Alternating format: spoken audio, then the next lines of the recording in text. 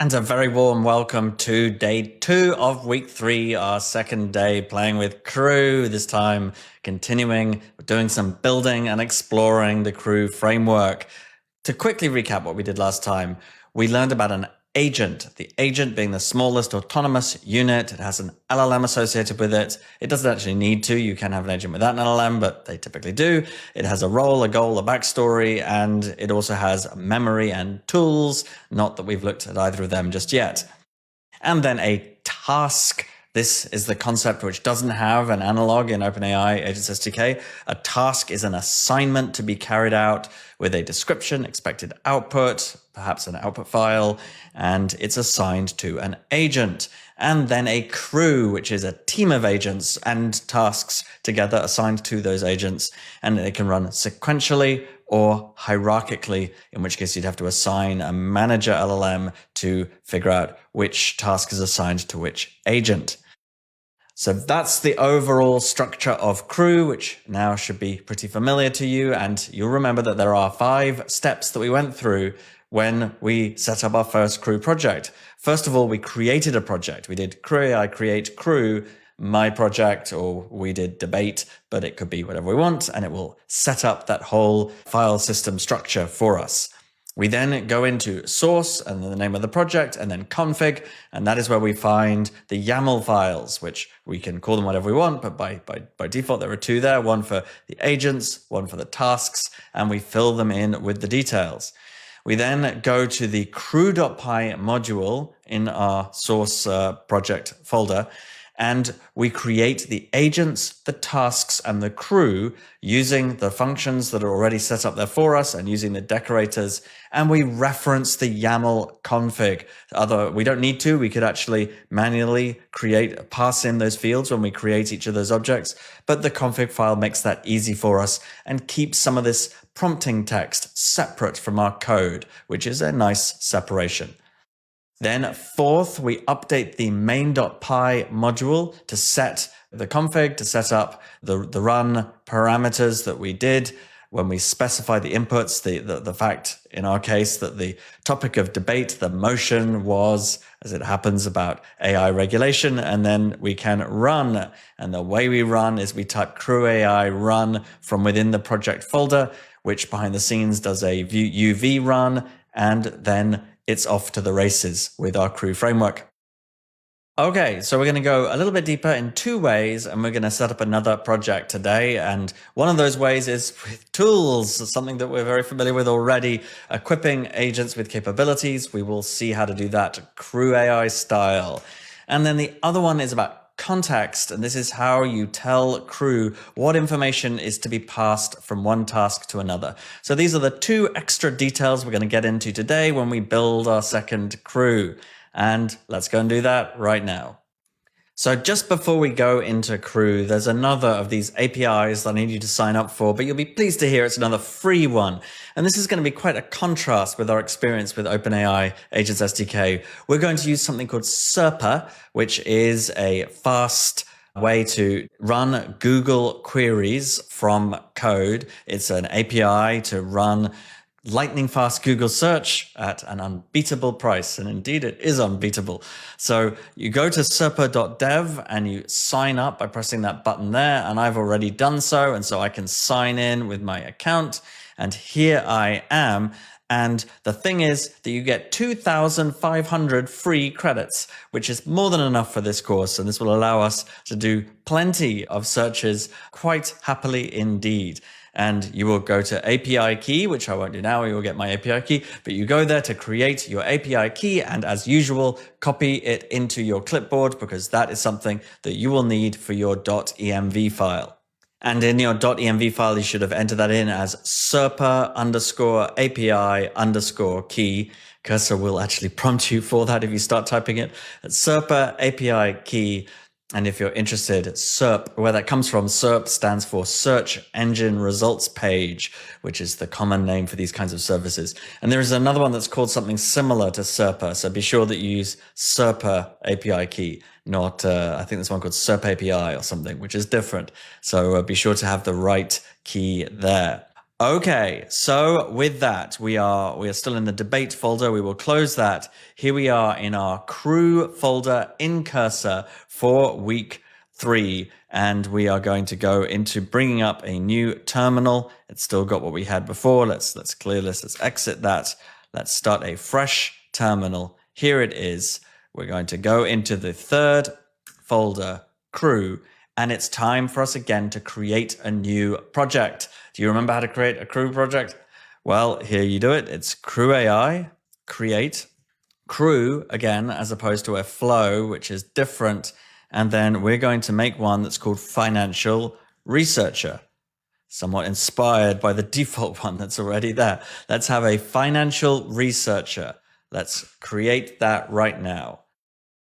So as before, we just choose OpenAI and GPT-4o Mini, and we skip setting up the key, and it has created the financial researcher project and a bunch of scaffolding for us, which is great. And this is where we will get started.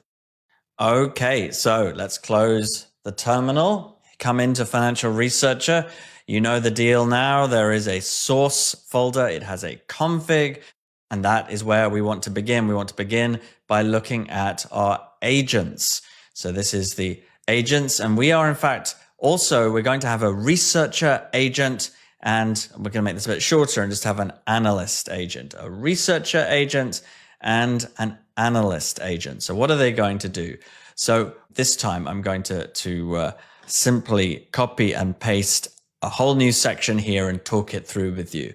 So the role is going to be a senior financial researcher for a company that we will specify in the inputs like before. It's going to research that company, news and potential for that company. The backstory, you're a seasoned financial researcher with a talent for finding the most relevant information about company. Known for your ability to find the most relevant information, present it in a clear and concise manner. And that's where we specify the LLM, which we can mix this up if we wish. And we now choose to have our second agent, the analyst. Let me put in what I've got here. Market analyst and report writer focused on a company. You analyze the company and you create a comprehensive, well-structured report that represents insights in a clear and engaging way.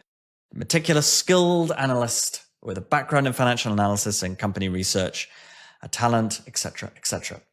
It's interesting that this construct of having us tell the backstory, it really does encourage better prompting. If I were just writing a system prompt, instructions, as we did last week, I probably wouldn't think through expressing myself this way in terms of using a word like meticulous and meaningful insights and so on. So it is helpful putting us through the discipline of having to give a backstory, helps give more context and helps make sure that we're going to get the best outputs, the best outcomes from running the LLM. All right, so with this, let's now talk about our tasks. Okay, so we're moving over to tasks, and we are going to have a research task and an analysis task. So it's not too different to the boilerplate one, but we are going to do a little bit more work here.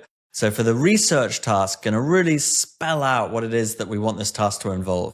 Conduct thorough research on this company. Focus on the current status and health, the historical performance, challenges and opportunities, recent news, future outlook, potential development. Make sure to organize your findings in a structured format with clear sections. And then the expected output is a bit repetitive, but it says what we want, the well-defined sections, and we again mention the input, the company. And that is going to be assigned to the researcher. Okay, and the analysis task. Now you'll notice there's no output file there, so you might be thinking, what's going on here? Well, let's see now. Let's give this a description that is going to be quite detailed again. Analyze the research findings and create a comprehensive report. The report should, and then we have the different sections in the report: executive summary, information, insights, market outlook, and be formatted in a professional style. And for the expected output, will again be a bit repetitive here. There's never a harm in being repetitive. Polished professional report on the company representing the research findings. And the agent that we want to mention here, of course, should be the research. This is the agent is the analyst. That's the agent that we made for the analysis task, of course. Okay, so there's a few more things that we want to add here. We want to make sure that the output from the research task is included as part of the analysis task. And Crew gives us a super easy way to do that. You just type context. And yes, of course, Cursor tells us what to do. By saying that context can take a list like this, and we are giving the research task as part of the context that's needed for the analysis task. And just with that simple step, we ensure continuity and we ensure that the output is included in the research task. And then finally, we are going to have an output file for this. And now we're going to, let's call that report.md in the output directory. That seems fine. Okay, and now to the all-important crew.ai. And here we have, as usual, some gunk. We have the financial researcher. I'm going to be bold here. I'm going to leave in, oops, say that and I delete it. I'm going to leave in the config file that we want, and I am just going to delete everything else, and then we're just going to rewrite it. You want me to rewrite? Well, we're going to rewrite this entire file right now. Okay, so what do we want here? We want an agent. So we put in the decorator for agent. Let's see, let's just press tab and see what we get. We want an agent that is the researcher. That's correct. We probably want to say verbose is true. There we go. And then we also want an agent that's called the analyst. And that is going to be an agent that is going to, what's happening? I'm all over the place. Sorry, this is an agent and this should be an analyst. And now we're getting help from Cursor. That all looks great. Okay, so now we want to have a couple of tasks. So we want to have a task that is called the research task. That sounds right. It's going to be a task that is going to the research task. That's perfect. And the analysis task, that looks good to me as well. So all is well. And now we want the crew. And yes, thank you. Very nice. Cursor is filling it all in for us. We want the process to be the process dot sequential and verbose to be true. Cursor is faster than me. I'm playing catch up here, but that is perfect. So remember, self.agent is populated. Sorry, self.agents is populated because we have agent decorators around our agent functions methods, and then tasks is also decorated here. So everything looks great to me. Okay, now we go to main, and I think again we're going to want to just delete all of this and start again, and I will type it for you manually. Okay, here we go. So we're going to delete the gunk. We are going to delete everything, but just only leave in run. That's going to be it. Okay, so run the researcher crew. Isn't it amazing that Cursor knows that our input is a company? That inputs, we did indeed just have company as the templated curly braces thing. Just in case you don't know what I mean we have this right here. Company is the one input that needs to go into our YAML. And if we go back to main, then automatically Cursor realized that we needed to set company and populated it there. All right, then we're going to say, result is the financial researcher.crew.kickoff. And that all looks great to me. And then we're going to print the result.raw. Thank you, Cursor. And that's really it. I think that's all we need. Now, you might be thinking, hey, didn't we set up SERPA? Are we not going to use that for something? We are going to use it for something, but all in good time. Let's first just try running this without making any proper Google lookup and see what happens. Okay, well, just before we run it, let's change the models. Let's give ourselves some more interesting models to experiment with. For our researcher, let's go with DeepSeek. Now, of course, you could do whatever models you would like here. This should be DeepSeek Chat. That'll be the right one for us to use. And you could stick with OpenAI, or you could use a different model or use a Llama and run it locally if you wish. I will try a Grok model for this one. Let's use this here, Llama 3370 billion versatile. That's one of the most powerful open source models from Meta. And we'll use that via Grok, the high performance inference. You could also run something locally, like use a Llama to run Llama 3.2, 1 million or 3 billion version of it. So that's just to mix up the models, to try something a bit different. And now let's go and open up a new one of these guys, a new terminal. Let's make it nice and big. And we will go into project, our folder number 3 for crew. We will go into our financial researcher. And you remember we type crew AI run to kick this off. And we'll see what happens. It's thinking. Now, I will tell you that you'll see, by the way, that the agent has been assigned the task financial researcher for Tesla. That shows how that those inputs, those parameters, automatically got set as the agent's role.